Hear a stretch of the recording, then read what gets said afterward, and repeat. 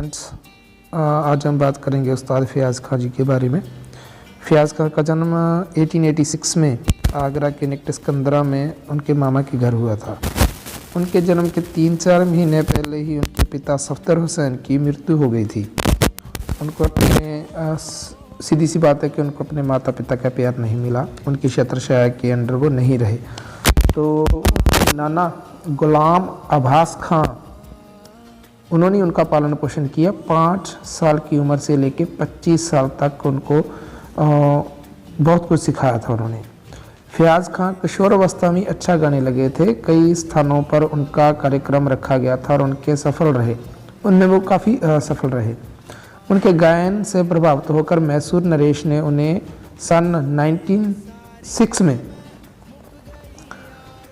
एक मेडल और सन 1911 में आफ्ताब-ए मौसिकी की उपाधि में से सम्मानित किया गया। आप ये बात याद रखना कि 1911 में आफ्ताब-ए मौसिकी की जो उपाधि सिर्फ उस्ताद फ़याज़ खां को ही मिली थी, उन्हीं से इनको सम्मानित किया गया था।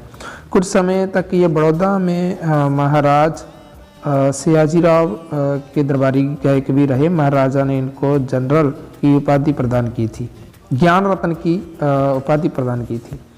कुछ समय बाद दरबार की आज्ञा लेकर खान साहब मुंबई, कोलकाता, लखनऊ तथा लाहौर के रेडियो स्टेशनों से भी अपना कार्यक्रम प्रसारित करते रहे। गाते समय उनको 2 शागिर्द रेडियो स्टेशन पर भी साथ रहते थे, जिनसे उन्हें आलाप में सहायता मिलती रहती थी और रंग भी जमा रहता था। ध्रुपद तथा ख्याल शैली के इस श्रेष्ठ गायक का अपनी कला पर संपूर्ण आविष्कार था। फिर भी अपने सरल स्वभाव के कारण श्रोताओं के आग्रह पर गज़ल भी सुना देते थे। ठुमरी के प्रत्येक अंक को वे इस सुंदर रीति से प्रस्तुत करते थे कि अच्छे ठुमरी गायक भी आश्चर्य में रह जाते थे।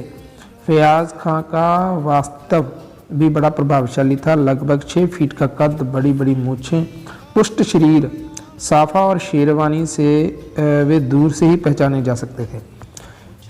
इतर से इन्हें बहुत मोहब्बत थी। जब कोई परिचित मित्र उन्हें मिलता तब वे इतर द्वारा उसकी खातिर अवश्य करते थे। फ़याज़ खां ने अपनी तालीम और अपने रियाज के सार्थक और सफल बनाया था। वे अपनी विशेष प्रवृत्ति और प्रतिभा और अपनी अपूर्व बुद्धि तथा कल्पना से उन्होंने अपने गायन का पोषण किया और उन्हें सफल बनाया।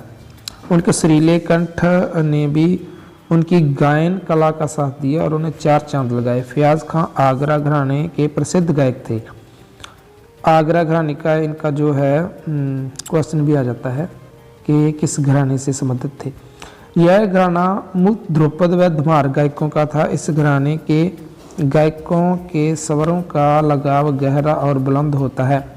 ध्रुपद तथा गायन ख्याल शैली के इस श्रेष्ठ गायक का अपनी कला का पूर्ण अधिकार था। वे बंदिशों में बोलतान भी लेते थे तथा पृथक पृथक मुखड़े लेकर सम पर आने की उनकी रीत तथा लय के ऊपर प्रभाव दोनों ही विचित्र थे।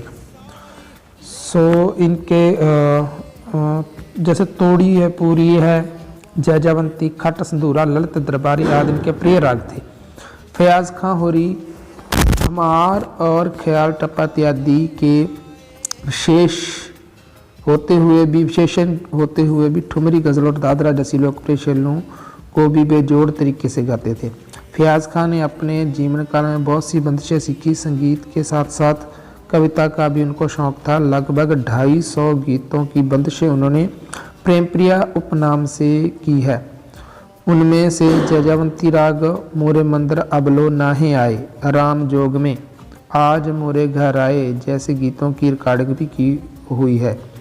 ललित राग में निबंध तरपद है, जैसे जल बिना मीन, तथा नट बिहाग में झन झन पायल बाजे शीर्षक रिकॉर्ड बहुत ही भी प्रसिद्ध हुए थे।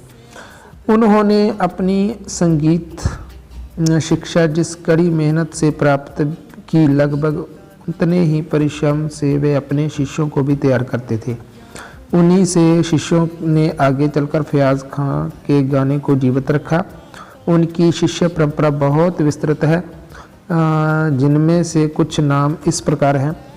जो उनके शागिर्द हैं उनकी बात कर रहा हूँ। निसार हुसैन, अजमत हुसैन, शराफत हुसैन, बशीर खां, अता हुसैन, मालिक जान, शंभू महाराज इत्यादि। सो फयाज खां की जो मृत्यु थी 5 नवंबर 1950 को बड़ौदा में हो गई थी।